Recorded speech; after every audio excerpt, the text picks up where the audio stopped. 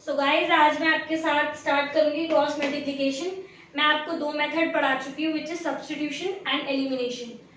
ये इंपॉर्टेंट है क्योंकि डायरेक्टली क्वेश्चन में पूछ लिया जाता है, कह देगा solve the two equation by using cross multiplication, इसलिए ये इंपॉर्टेंट है। तो हमारे पास दो इक्वेशन दे रखी हैं। अब क्या है ना कि इनकी अगर हम स्टैंडर्ड फॉर्म देखें कि किस तरीके से ये होती हैं, तो x के साथ हमेशा आता है a1, y के साथ हमेशा आता है b1, while c हमेशा अकेला रहता है इज इक्वल्स टू 0। तो a के साथ ये क्या है a1, ये क्या है y के साथ b1 and this is c1। तो नीचे वाली जो है हम उसको ले लेते हैं a2x plus what is this b2y, right, and c2। ठीक है, अब ये जो है वो हम बोल सकते हैं एक स्टैंडर्ड फॉर्म है किसकी, लीनियर इक्वेशन की। अब हम इसका यूज करते हुए फॉर्मूला बनाएंगे किसका, क्रॉस मल्टीप्लिकेशन का। तो हम क्या करेंगे, इसके लिखेंगे x, this is y and this is 1। इसके नीचे क्या लिखेंगे a1, सॉरी यहां से स्टार्ट हम करेंगे कहां से, b1 से। तो हम लिखेंगे b1, b के बाद क्या आता है c। तो इस तरीके से चलना है गाइस, देखो a b c, a के बाद b, b के बाद क्या आता है c, c के बाद क्या आएगा वापस से a आएगा। तो c के बाद क्या आएगा यहाँ पर a, और a के बाद क्या आएगा देन b1। अगेन यहाँ पर हम नीचे क्या लिखेंगे, b1 है ऊपर तो b2, c1 है ऊपर तो c2, a1 है तो a2, b1 है तो b2।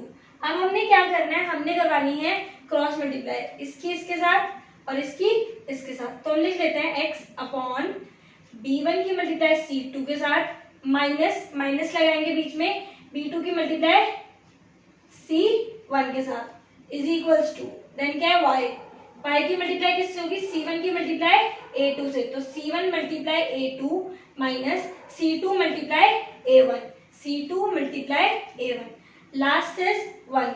तो 1 के नीचे हम क्या लिखेंगे, a1 की मल्टीप्लाई हम करवाएंगे b2 से। तो a1 multiply b2 minus a2 की मल्टीप्लाई b1 से। तो गाइस ये जो चीज निकल के आई है ना, यही फॉर्मूला होता है किसका, क्रॉस मल्टीप्लिकेशन का। बस आपको ये याद रखना है कि हमने b1 से शुरू करना है, x y और 1 लिखना है ऊपर, और इस तरीके से फॉर्मूला बना लेना है। तो स्टूडेंट हम इस क्वेश्चन के थ्रू सीखेंगे कि किस तरीके से क्रॉस मल्टीप्लिकेशन का फॉर्मूला इंप्लीमेंट होता है। तो हम क्या करेंगे, सबसे पहले इसको इधर ले आएंगे, मींस जो राइट हैंड साइड है उसको लेफ्ट हैंड साइड ले आएंगे। तो x प्लस 2y, जो इधर माइनस हो रहा है वो इधर आके क्या हो जाएगा plus is equals to 0, and इधर 2x प्लस 3y, जो इधर प्लस हो रहा है वो इधर आके क्या हो जाएगा माइनस इज इक्वल्स टू 0। अब हमें पता है कि ये क्या होता है a1x b1y plus c1 is equals to 0, और सेकेंड इक्वेशन क्या होती है a2x plus b2y plus c2 is equals to 0। तो हम इसमें से a1 राइट b1 c1 और a2 b2 और c2 को अलग कर लेंगे। Is it clear?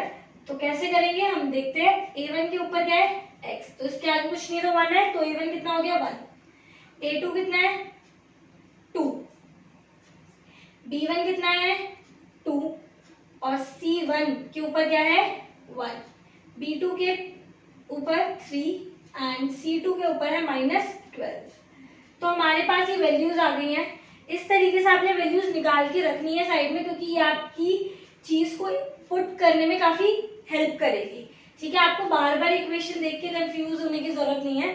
तो अब हम फॉर्मूले में पुट करते हैं x, b1 की मल्टीप्लाई c2 से, तो b1 कितना है 2, उसकी मल्टीप्लाई -12 से, देन माइनस b2 की मल्टीप्लाई c1 से, b2 की मल्टीप्लाई c1 से, b2 is 3 and c1 is 1, y c1 की मल्टीप्लाई किससे a2 से, तो 1 मल्टीप्लाई 2 माइनस c2 की मल्टीप्लाई किससे a1 से, -12 मल्टीप्लाई 1। तो हम बस फॉर्मूला देखेंगे और चीजों को पुट करते चले जाएंगे। Next is 1 a1 multiply b2, a1 की मल्टीप्लाई b2 से, यानी कि 1 into 3 minus a2 multiply b1, a2 is 2 multiply 2। अब हमने क्या करना है, 2 इंटू 12 कितना होता है 24, वो भी किसका माइनस का, 3 1 जा 3, y की वैल्यू रखेंगे 2 1 जा 2, माइनस माइनस प्लस 12, 1/3 माइनस 4। अब x अपॉन माइनस माइनस क्या होता है प्लस, यहाँ क्या आएगा -27, y/14 एंड 1/-1। अब क्या करना है ना, आपने x को इसके बराबर रख देना है और y को भी इसी के बराबर रख देना है, ठीक है। तो हम ऊपर वाली डिजिट्स को रब कर देते हैं एंड सो x/27 को किसके बराबर रखना था, 1/-1 के, एंड y/14 को किसके बराबर रखना था, 1/-1 के। अब इसकी मल्टीप्लाई इससे होगी तो x into -1 which is -x and -27 into 1 -27, minus से माइनस कैंसिल, x की वैल्यू कितनी आ गई 27।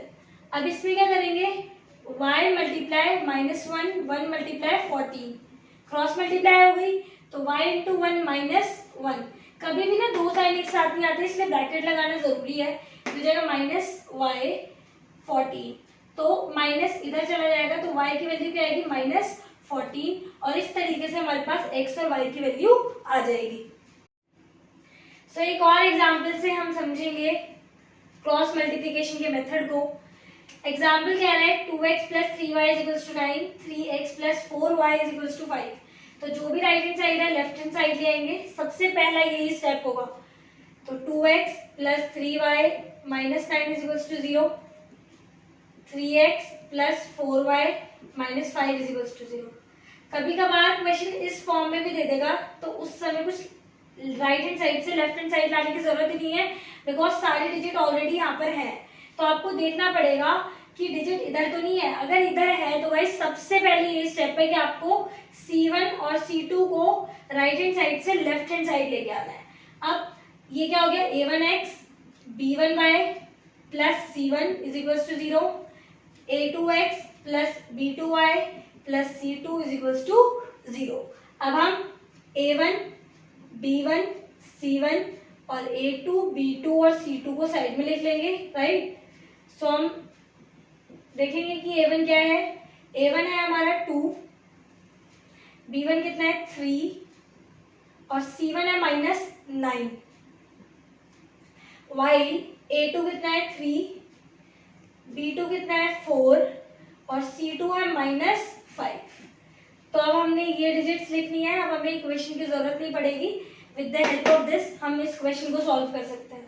तो x अपॉन B1 की मल्टीप्लाई C2 से, B1 की मल्टीप्लाई C2 से, तो 3 multiply -5 minus B2 into C1, B2 into C1, B2 4 है and C1 is -9, y upon C1 into A2, C1 की मल्टीप्लाई किससे A2 से, तो -9 इंटू 3 माइनस C2 की मल्टीप्लाई किससे होगी A1 से, तो -5 मल्टीप्लाई व्हाट 2।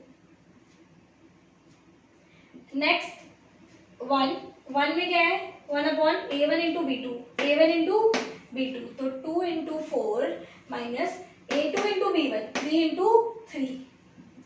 अब हम इसे सॉल्व कर देंगे, क्या होगा 3 इंटू 5 -15, क्योंकि plus minus minus, and minus minus plus, 4 into 3 4 into 9 36। अब y की वैल्यू रखेंगे 9 इंटू 3 27, यह आएगा प्लस का 10, 1/8 माइनस 9, ठीक है। अब हमने इसको माइनस करेंगे, कितना आएगा 1 एंड 21, राइट। इधर क्या आएगा -17 एंड 1/-1। अब क्या है, इस स्टेप को इसके इक्वल और इसको इसके इक्वल, तो हम लिखते हैं इसको,